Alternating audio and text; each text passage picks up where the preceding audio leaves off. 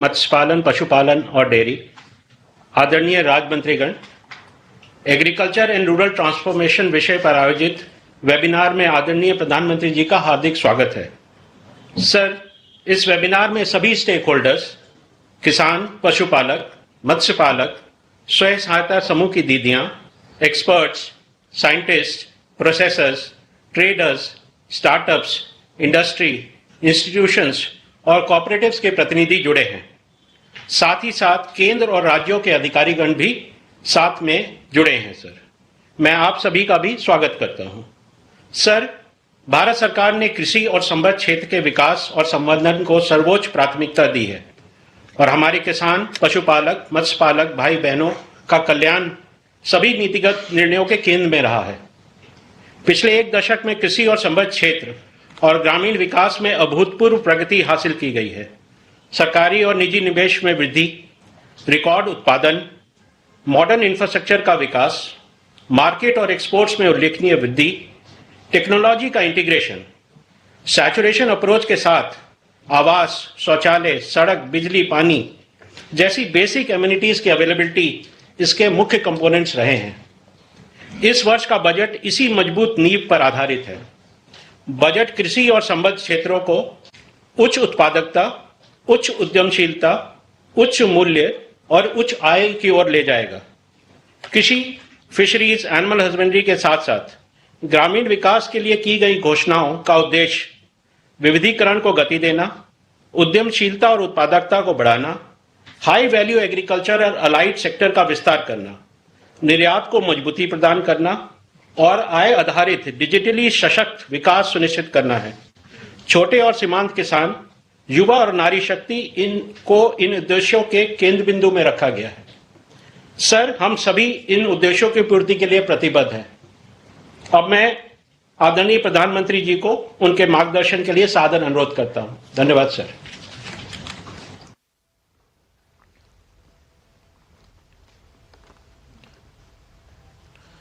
नमस्कार। Budget webinar series के तीसरे वेबिनार में मैं आप सभी का अभिनंदन करता हूं। इससे पहले टेक्नोलॉजी, रिफॉर्म्स और इकोनॉमिक ग्रोथ जैसे अहम विषयों पर 2 वेबिनार हो चुके हैं। आज रूरल इकोनॉमी और एग्रीकल्चर जैसे अहम सेक्टर पर चर्चा हो रही है। आप सभी ने बजट निर्माण में अपने मूल्यवान सुझावों से बहुत सहयोग दिया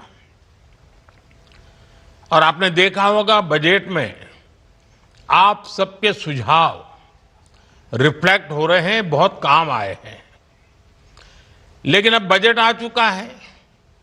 अब बजट के बाद उसके फुल पोटेंशियल का लाभ देश को मिले, इस दिशा में भी आपका अनुभव, आपके सुझाव और सरल तरीके से बजट का सर्वाधिक लोगों को लाभ हो, बजट का पाई पाई पैसा जिस हेतु से दिया गया है उसको परिपूर्ण कैसे करें, जल्द से जल्द कैसे करें, आपके सुझाव ये वेबिनार के लिए बहुत अहम है।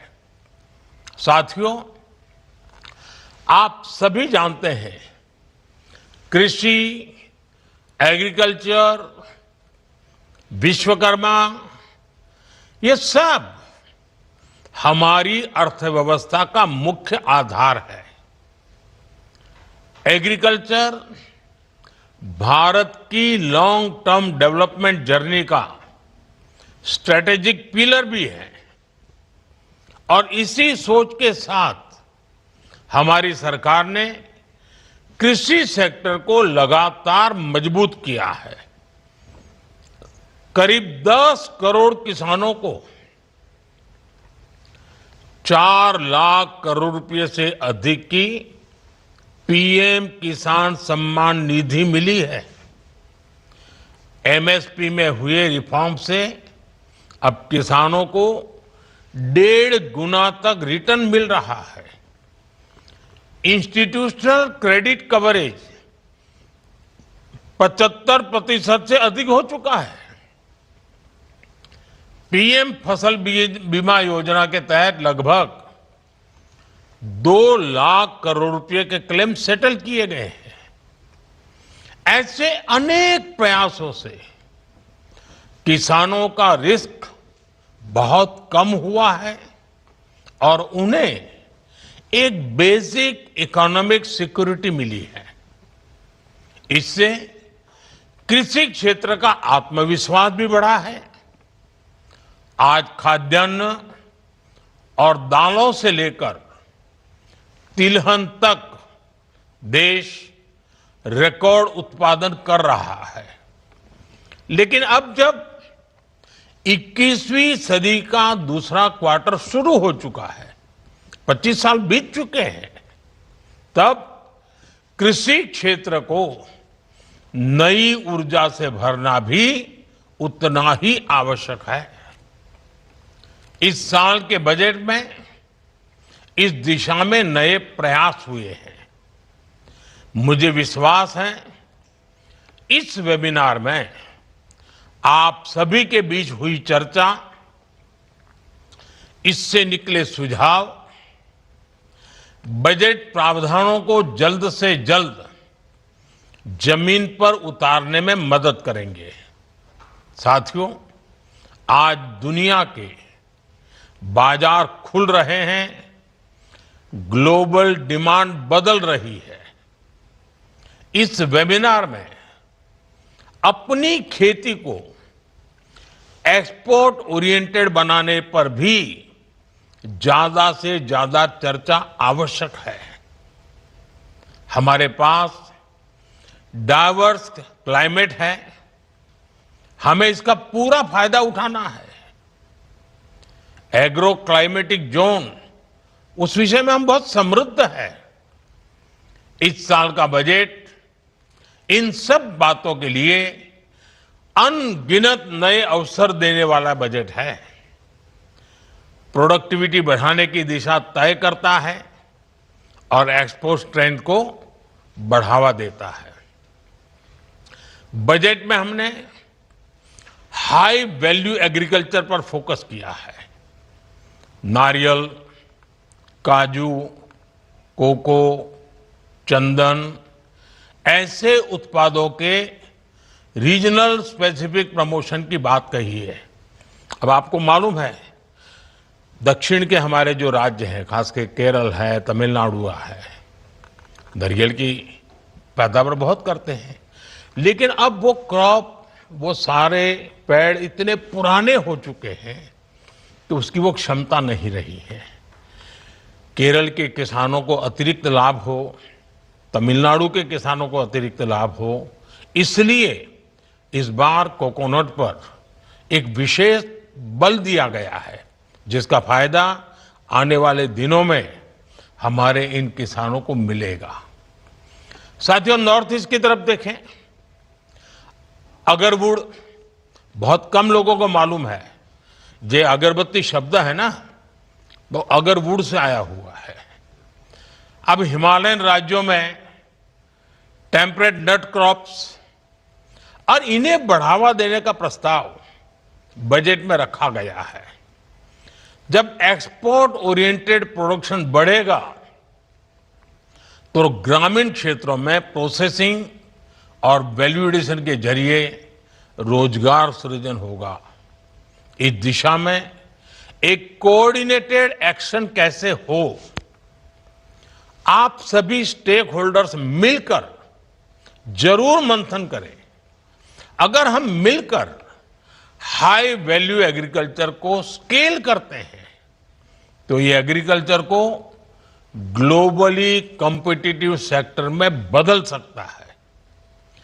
एग्री एक्सपर्ट्स, इंडस्ट्री और किसान एक साथ कैसे आए, किसानों को ग्लोबल मार्केट से जोड़ने के लिए किस तरह से गोल सेट किए जाए, क्वालिटी, ब्रांडिंग और स्टैंडर्ड्स, ऐसे हर पहलू, इन सबको कैसे प्रमोट किया जाए, इन सारे विषयों पर चर्चा इस वेबिनार को, इसके महत्व को बढ़ाएंगे। मैं एक और बात आपसे कहना चाहूंगा। आज दुनिया हेल्थ के संबंध में ज्यादा कॉन्शियस है। होलिस्टिक हेल्थ केयर और उसमें ऑर्गेनिक डाइट, ऑर्गेनिक फूड, इस पर बहुत रुचि है। भारत में हमें केमिकल फ्री खेती पर बल देना ही होगा। हमें नेचुरल फार्मिंग पर बल देना होगा। नेचुरल फार्मिंग से, केमिकल फ्री प्रोडक्ट से दुनिया के बाजार तक पहुंचने में हमारे लिए एक राजमार्ग बन जाता है। उसके लिए सर्टिफिकेशन, लेबोरेटरी, ये सारी व्यवस्थाएं सरकार सोच रही है, लेकिन आप लोग इसमें भी जरूर अपने विचार रखिए। साथियों, एक्सपोर्ट बढ़ाने में एक बहुत बड़ा फैक्टर फिशरीज सेक्टर का पोटेंशियल भी है। भारत दुनिया का दूसरा सबसे बड़ा मछली उत्पादक देश भी है। आज हमारे अलग अलग तरह के जलाशय, तालाब, ये सब मिलाकर लगभग 4 लाख टन मछली उत्पादन होता है, जबकि इसमें 20 लाख अतिरिक्त उत्पादन की संभावना मौजूद है। अब विचार कीजिए आप, 4 लाख टन से हम अतिरिक्त 20 लाख टन जोड़ दें तो हमारे गरीब मछुआरे भाई बहन हैं, उनकी जिंदगी कैसी बदल जाएगी। हमारे पास रूरल इनकम को डाइवर्सिफाई करने का अवसर है। फिशरीज एक्सपोर्ट ग्रोथ का बड़ा प्लेटफॉर्म बन सकता है। दुनिया में इसकी मांग है। इस वेबिनार से अगर बहुत ही प्रैक्टिकल सुझाव निकलते हैं तो कैसे रिजर्वायर, उसके पोटेंशियल की सटीक मैपिंग की जाए, कैसे क्लस्टर प्लानिंग की जाए, कैसे फिशरीज डिपार्टमेंट और लोकल कम्युनिटी के बीच मजबूत कोऑर्डिनेशन हो, तो बहुत ही उत्तम होगा। Hatchery, feed, processing, branding, export, उसके लिए आवश्यक लॉजिस्टिक, हर स्तर पर हमें नए बिजनेस मॉडल विकसित करने ही होंगे। ये रूरल प्रॉस्पेरिटी, ग्रामीण समृद्धि के लिए वहां की high value, high impact factor के रूप में परिवर्तित करने का एक अवसर है हमारे लिए। और इस दिशा में भी हम सबको मिलकर काम करना है। और आप आज जो मंथन करेंगे उसके लिए, उस कार्य के लिए रास्ता बनेगा। साथियों, पशुपालन सेक्टर ग्रामीण इकोनॉमी का हाई ग्रोथ पिलर है। भारत आज दुनिया का सबसे बड़ा मिल्क प्रोड्यूसर है। एग्स प्रोडक्शन में हम दूसरे स्थान पर हैं। हमें इसे और आगे ले जाने के लिए ब्रीडिंग क्वालिटी, डिजीज प्रिवेंशन और साइंटिफिक मैनेजमेंट पर फोकस करना होगा। एक और अहम विषय पशुधन के स्वास्थ्य का भी है। मैं जब वन अर्थ वन हेल्थ की बात करता हूं तो उसमें पौधा हो या पशु, सबके स्वास्थ्य की बात शामिल है। भारत अब वैक्सीन उत्पादन में आत्मनिर्भर है। फूट एंड माउथ डिजीज, उससे पशुओं को बचाने के लिए 125 करोड़ से अधिक डोज पशुओं को लगाई जा चुकी है। राष्ट्रीय गोकुल मिशन के तहत टेक्नोलॉजी का विस्तार किया जा रहा है। हमारी सरकार में अब पशुपालन क्षेत्र के किसानों को किसान क्रेडिट कार्ड का भी लाभ मिल रहा है। निजी निवेश को प्रोत्साहित करने के लिए animal husbandry infrastructure development fund की शुरुआत भी की गई है। और आपको एक पता है, हम लोगों ने गोवर्धन योजना लागू की है। गांव के पशुओं के निकलना वाला मलमूत्र है, गांव का जो वेस्ट है, कूड़ा कचरा है, हम गोवर्धन योजना में इसका उपयोग करके गांव भी स्वच्छ रख सकते हैं। दूध से आय होती है, गोबर से भी आय हो सकती है, और एनर्जी सिक्योरिटी की दिशा में गैस सप्लाई में भी ये गोवर्धन बहुत बड़ा योगदान दे सकता है। ये मल्टीपर्पज बेनिफिट वाला काम है और गांव के लिए बहुत उपयोगी है। मैं चाहूंगा कि सभी राज्य सरकारें इसको प्राथमिकता दें, उसको आगे बढ़ाएं। साथियों, हमने पिछले अनुभवों से समझा है कि केवल एक ही फसल पर टिके रखना किसान के लिए जोखिम भरा है। इससे आय के विकल्प भी सीमित हो जाते हैं। इसलिए हम क्रॉप डाइवर्सिफिकेशन पर फोकस कर रहे हैं। इसके अलावा national mission on edible oils and pulses, national mission on natural farming, ये सभी एग्रीकल्चर सेक्टर की ताकत बढ़ा रहा है।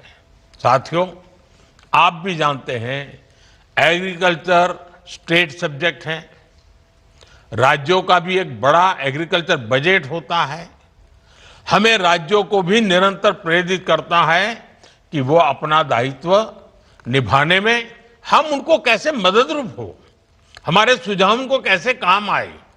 राज्य का भी एक एक पैसा जो गांव के लिए, किसान के लिए तय हुआ है, वो सही उपयोग हो। हमें बजट प्रावधानों को जिला स्तर तक मजबूत करना होगा, तभी नई पॉलिसीज का ज्यादा से ज्यादा फायदा उठाया जा सकता है। साथियों, ये टेक्नोलॉजी की सदी है और सरकार का बहुत जोर एग्रीकल्चर में टेक्नोलॉजी कल्चर लाने पर भी है। आज ई नेम के माध्यम से मार्केट एक्सेस का डेमोक्रेटाइजेशन हुआ है। सरकार एग्रीस्टेक के जरिए, एग्रीकल्चर के जरिए डिजिटल पब्लिक इंफ्रास्ट्रक्चर विकसित कर रही है। इसके तहत डिजिटल पहचान यानी किसान आईडी बनाई जा रही है। अब तक लगभग 9 करोड़ किसानों की किसान आईडी बन चुकी है और लगभग 30 करोड़ भूमि पार्सलों का डिजिटल सर्वे किया गया है।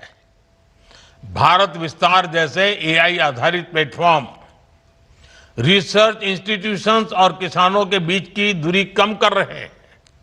लेकिन साथियों, टेक्नोलॉजी तभी परिणाम देती है जब सिस्टम उसे अपनाए, संस्थाएं उसे इंटीग्रेट करें और एंटरप्रेन्योर्स उस पर इनोवेशन खड़ा करें। इस वेबिनार में आपको इससे जुड़े सुझावों को मजबूती से सामने लाना होगा। हम टेक्नोलॉजी को कैसे सही तरीके से इंटीग्रेट करें, इस दिशा में इस वेबिनार से निकले सुझावों की बहुत बड़ी भूमिका होगी। साथियों, हमारी सरकार ग्रामीण समृद्धि के निर्माण के लिए प्रतिबद्ध है। प्रधानमंत्री आवास योजना, स्वामित्व योजना, पीएम ग्रामीण सड़क योजना, स्वयं सहायता समूहों को आर्थिक मदद, इसने रूरल इकोनॉमी को निरंतर मजबूत किया है। लखपति दीदी अभियान की सफलता की भी हमें नई ऊंचाई देनी है। अभी तक गांव की 3 करोड़ महिलाओं को लखपति दीदी बनाने में हम सफलता हो चुके हैं। अब 2029 तक, 2029 तक 3 करोड़ में और 3 करोड़ जोड़ना है और 3 करोड़ और लखपति दीदियां बनाने का लक्ष्य तय किया गया है। ये लक्ष्य और तेजी से कैसे प्राप्त किया जाए, इसे लेकर भी आपके सुझाव महत्वपूर्ण होंगे। साथियों, देश में स्टोरेज का बहुत बड़ा अभियान चल रहा है। लाखों गोदाम बनाए जा रहे हैं। स्टोरेज के अलावा agri entrepreneurs processing, supply chain, agri tech, agri fintech, export, इन सब में इनोवेशन और निवेश बढ़ाना आज समय की मांग है। मुझे विश्वास है आज जो आप मंथन करेंगे उससे निकले अमृत से ग्रामीण अर्थव्यवस्था को नई ऊर्जा मिलेगी। आप सबको इस वेबिनार के लिए मेरी बहुत बहुत शुभकामनाएं हैं और मुझे पूरा विश्वास है कि जमीन से जुड़े हुए विचार, जड़ों से जुड़े हुए विचार इस बजट को सफल बनाने के लिए, गांव-गांव तक पहुंचाने के लिए बहुत काम आएंगे। आपको बहुत बहुत शुभकामनाएं, बहुत बहुत धन्यवाद। नमस्कार।